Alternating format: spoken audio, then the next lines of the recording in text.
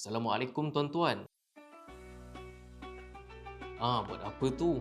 Jom sama-sama dengan saya kita baca Al-Quran. A'udzubillahi minasyaitonir rajim. Ya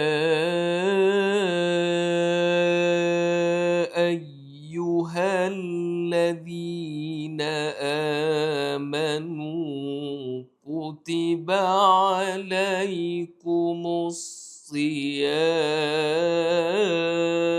Wahai orang-orang yang beriman, diwajibkan ke atas kamu berpuasa. Kama kutiba alal ladzina min qablikum la'allakum tattaqun. Sebagaimana diwajibkan ke atas orang sebelum kamu agar kamu bertakwa. Sadaqallahul azim. Alhamdulillah tuan-tuan. Jadi seperti biasa, jangan kita biarkan hari-hari kita berlalu tanpa membaca Al-Quran.